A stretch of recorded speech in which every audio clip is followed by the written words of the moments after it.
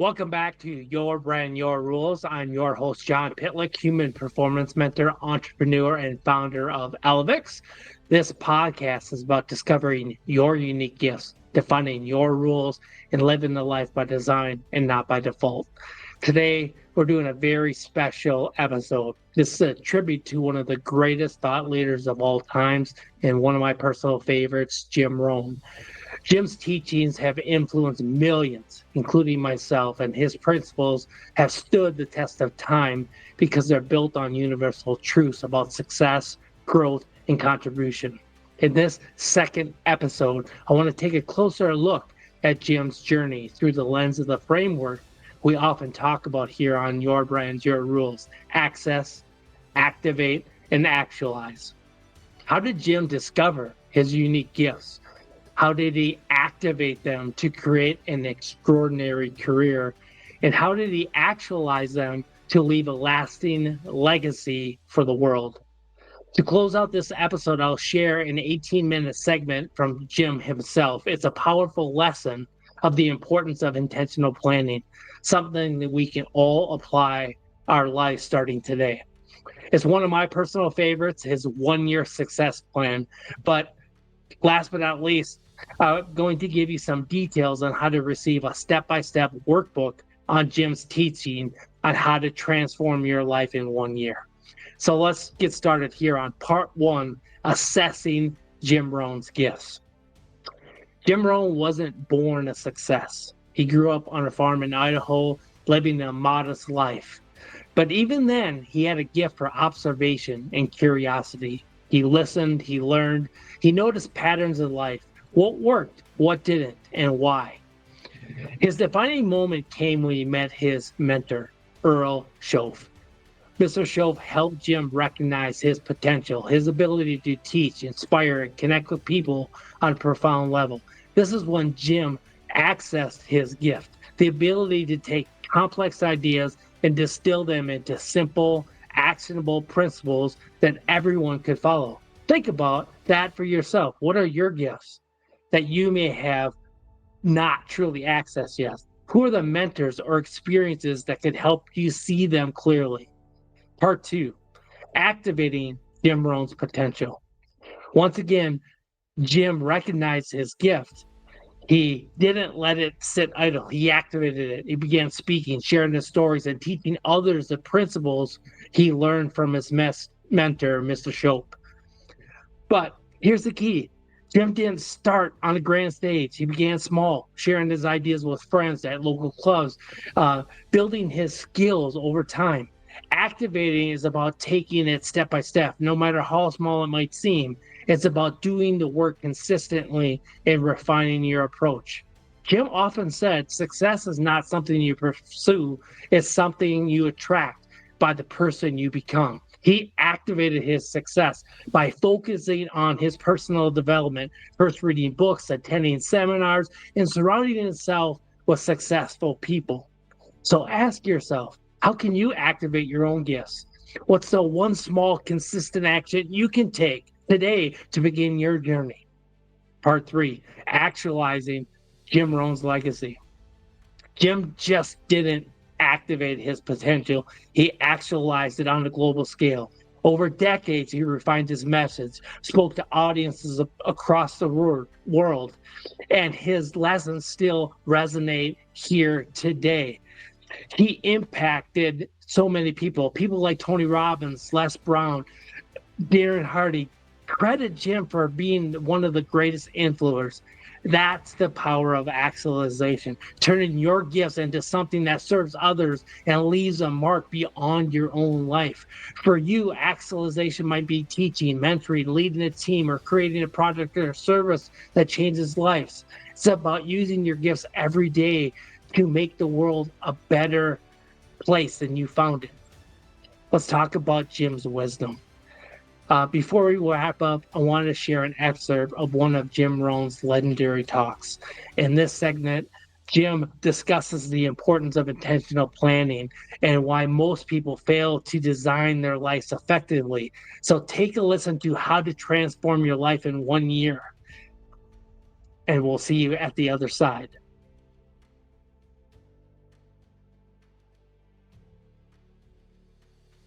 Most people spend more time planning their next vacation than planning their life.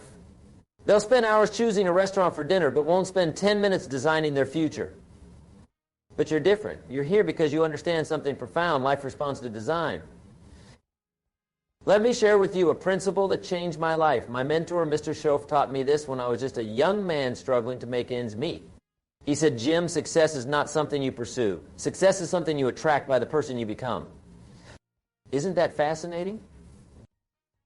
Today we're going to talk about how to become that person over the next 12 months. We're going to design a one-year plan that will transform every area of your life. And I want you to write this down. Life change begins with a plan. Let me tell you why most people fail to achieve their goals. It's not because they don't want success badly enough. It's not because they're not smart enough. It's because they don't have a system. They don't have a plan. They have wishes, they have hopes, but they don't have a plan. Now, here's what's fascinating about a one-year plan. It's long enough to achieve something significant, but short enough to maintain your enthusiasm. 12 months, 52 weeks, 365 days. That's your canvas. That's your opportunity. That's your chance to design something extraordinary. Let me share with you the 7 key areas your one-year plan must address. Write these down. Number 1, personal development. You see, here's what's interesting about personal development. Everything changes when you change. Nothing changes if you don't. Your income, your relationships, your health, they all respond to your level of personal development. I remember when I first started my journey of personal development. I was making $57 a week, struggling to make ends meet. But then I started investing in myself. I started reading books, attending seminars, learning from successful people. And you know what happened? Everything changed. Here's what you need to do in your one-year plan for personal development. First, commit to reading at least 1 book per month. That's 12 books in a year. Isn't that fascinating? The average American reads less than 1 book per year, and they wonder why they're not getting ahead. Second, invest in seminars and courses. I know some of you are thinking, but Jim, that's expensive. And you're right. But here's what's more expensive, ignorance. Staying the same. Not growing. That's the real cost. Third, find mentors. You need to learn from people who are where you want to be. Success leaves clues, and mentors can help you find those clues faster than you could on your own. Number 2, financial growth. Now this is crucial. Your one-year plan must include specific financial targets. But here's what's interesting about financial goals. They're not just about the money. They're about who you become in the process of achieving them. Let me share with you 3 components of financial planning that most people miss. First, you need multiple streams of income. Don't depend on just one source. That's too risky. In your one-year plan, identify at least 2 new potential income streams you can develop. Second, you need a saving strategy. Here's what Mr. Schoaf taught me. If you don't have a surplus, you don't have a future. Write that down.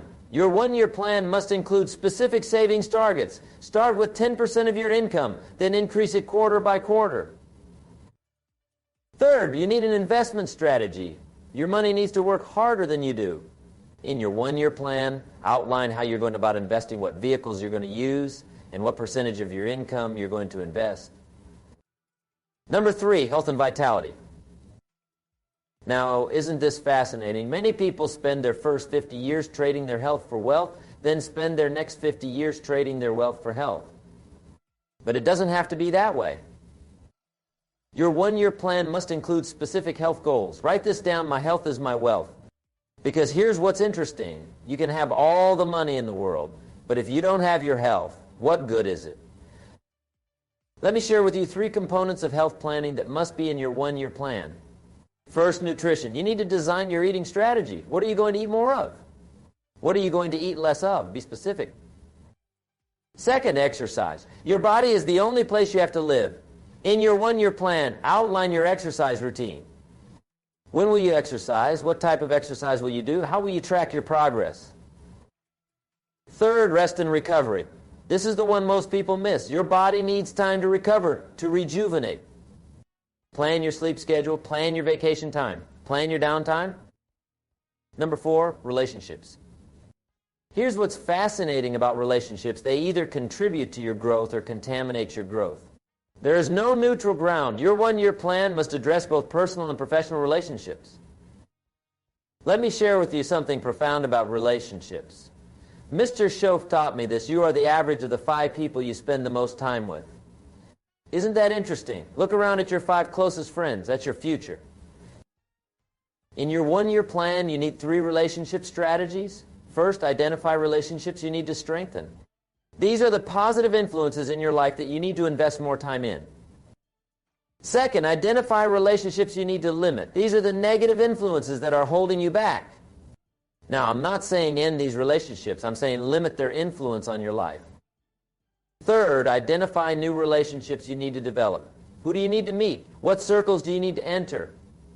What groups do you need to join? Number 5, career development. Now, this is fascinating. Most people think their job is their career, but here's what's interesting. Your job is what you do to make a living.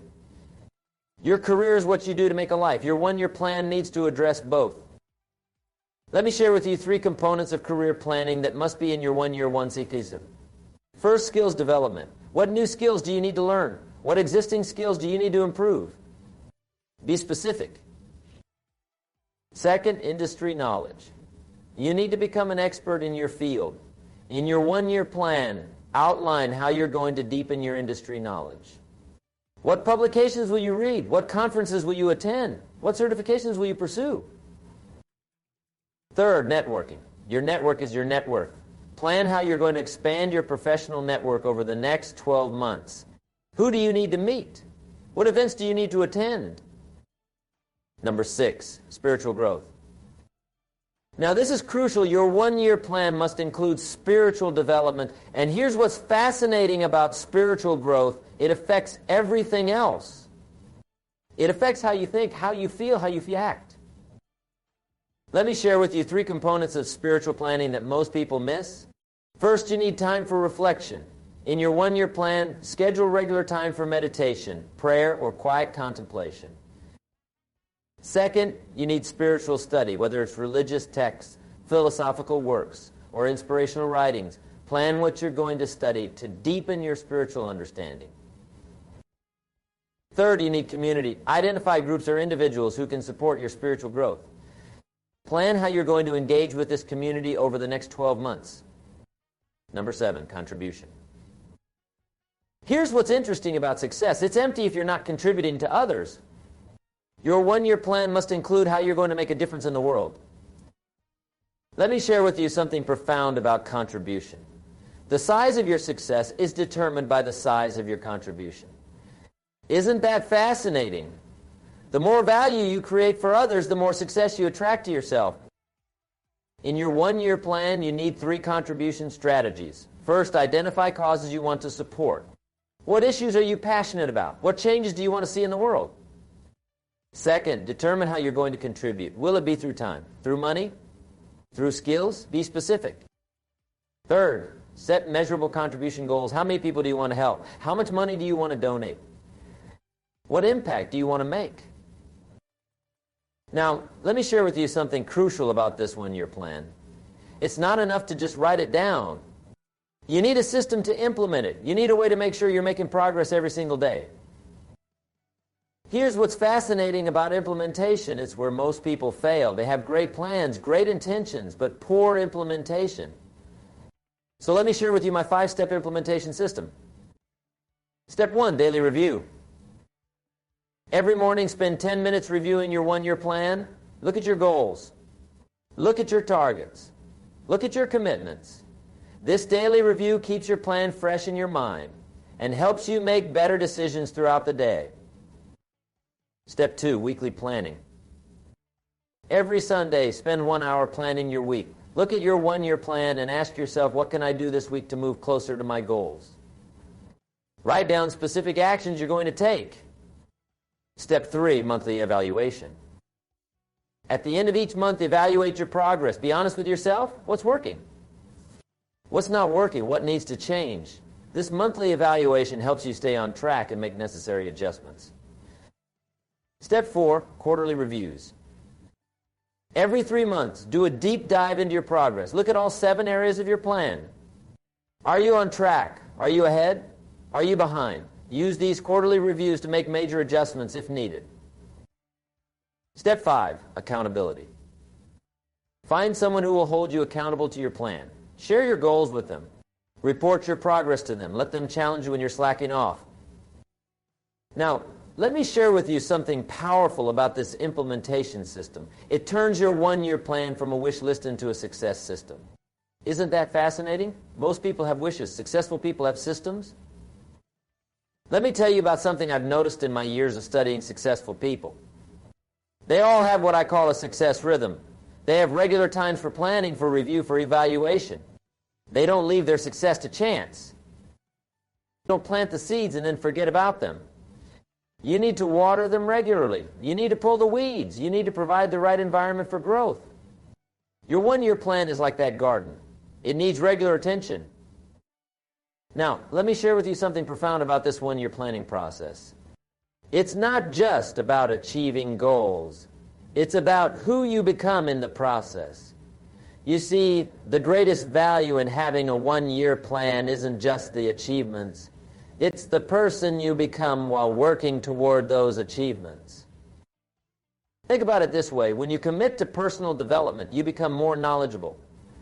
When you commit to financial growth, you become more disciplined. When you commit to health and vitality, you become more energetic. When you commit to better relationships, you become more empathetic. Isn't that fascinating? The plan isn't just changing your circumstances, it's changing you. And that's what really matters. Because success isn't something you pursue. Success is something you attract by the person you become. Let me share with you 3 major obstacles you'll face when implementing your one-year plan and how to overcome them. Obstacle number 1, lack of consistency. Most people start strong but fade quickly. They're like a rocket that uses up all its fuel in the first few minutes of flight. But success doesn't work that way. Success requires consistent effort over time. Here's how you overcome this obstacle. Build what I call success triggers into your daily routine. These are specific actions that trigger your success behaviors. Maybe it's putting your running shoes by your bed to trigger your morning exercise. Maybe it's putting your books on your nightstand to trigger your evening reading. Obstacle number 2, environmental resistance. Your environment will resist your growth. Some people won't understand your new commitments. Some situations will test your resolve. This is normal. In fact, it's necessary. Here's how you overcome this obstacle. Create what I call a success environment. Redesign your physical space to support your goals. Restructure your social circle to support your growth. Remember, your environment will either inspire you or expire you. Obstacle number 3, loss of focus. Over the course of a year, it's easy to lose focus. New opportunities arise. New challenges emerge. Distractions multiply. This is where most people get off track. Here's how you overcome this obstacle. Use what I call the power hour. This is 1 hour each day dedicated solely to your most important goal. No phone calls, no emails, no interruptions, just focused effort on your highest priority. Now, let me share with you something powerful about these obstacles. They're not really obstacles, they're opportunities. They're opportunities to prove your commitment. They're opportunities to strengthen your character. They're opportunities to become more than you are. Let me tell you about the 4 seasons of success that you'll experience during your one-year plan. Season 1, planting. This is when you're laying the groundwork. You're establishing new habits. You're learning new skills. You're building new relationships. This season can be challenging because you're doing a lot of work without seeing immediate results. Season 2, cultivating. This is when you're nurturing your goals. You're refining your strategies. You're adjusting your approaches. You're strengthening your commitments. This season requires patience and persistence. Season 3, growing. This is when you start seeing results. Your efforts begin to bear fruit. Your momentum builds. Your confidence grows. This season is exciting, but it's crucial not to become complacent. Season 4, harvesting. This is when you reap the rewards of your efforts. Your goals are being achieved. Your dreams are becoming reality. Your life is transforming. This season is fulfilling. But it's important to remember that success is never owned. It's rented and the rent is due every day. Now, let me share with you something fascinating about these seasons. They don't always come in order. Sometimes you might be in the planting season in your career while you're in the harvesting season in your health. Sometimes you might be in the growing season in your relationships while you're in the cultivating season in your finances. The key is to recognize which season you're in and respond appropriately. Don't expect to harvest when you're in the planting season. Don't neglect cultivation when you're in the growing season. Let me share with you 5 principles that will guarantee your success with this one-year plan. Principle number 1, the law of design. Success is not an accident. It's carefully designed. Your one-year plan is your design for success. Follow it faithfully, adjust it when necessary, but never abandon it. Principle number 2, the law of process. Success is not an event. It's a process. Your one-year plan is a process of becoming. Trust the process. Embrace the process. Love the process. Principle number 3, the law of consistency. Success is not achieved through occasional efforts. It's achieved through consistent action. Your one-year plan provides the framework for consistency. Follow it daily, weekly, monthly. Principle number 4, the law of compound effect. Success is not immediate. It compounds over time. Your one-year plan allows the compound effect to work in your favor. Small actions consistently taken lead to massive results. Principle number 5, the law of legacy. Success is not just about you. It's about the legacy you leave. Your one-year plan is creating a legacy of growth, achievement, and contribution. Now, let me share with you something profound about these principles. They're not just ideas, they're laws. They work whether you believe in them or not. They work whether you understand them or not. They work whether you like them or not. As we come to the close of our time together, let me leave you with this final thought. Your next 12 months will pass whether you have a plan or not. Time is going to flow. Days will turn into weeks. Weeks will turn into months. Months will turn into a year. The question is not whether time will pass. The question is, what will you do with that time?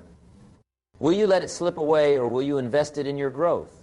Will you drift through it, or will you direct it? Will you spend it, or will you invest it? Remember this, life responds to deserve, not to need. You don't get what you need. You don't get what you want. You get what you deserve, and you deserve what you design. Your one-year plan is your design for success. It's your blueprint for transformation.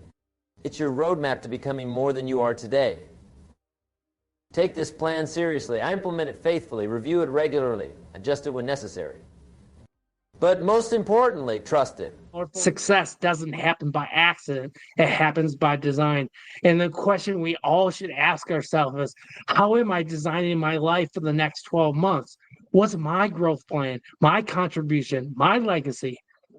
Jim Rohn's life is a testament to the power of accessing your gifts, activating them with purpose, and actualize them through consistent action. His wisdom is timeless because his principles are those that everyone can apply. My challenge to you is take the time to reflect on your own gifts, your own potential, and the legacy you want to live. What will you design your next 12 months to be? What small, consistent steps can you take to move closer to your goals? If this episode inspired you, I'd love to hear from you. What's one lesson from Jim Rohn that resonated with you the most? Leave comments, share your thoughts, or tag someone else, or share this episode that inspired you. Don't forget to subscribe, leave a review, and join us on next time on Your Brand, Your Rules. I'm John Pitlick. Live the life by design, serve others daily, and equip those who are ready to grow. Until then, we'll see you next time. And don't forget to look in the show notes for the options on how to download the free Transform Your Life in 1 Year by me, but it is in tribute to Jim Rohn. Thank you, everybody, and have a great day.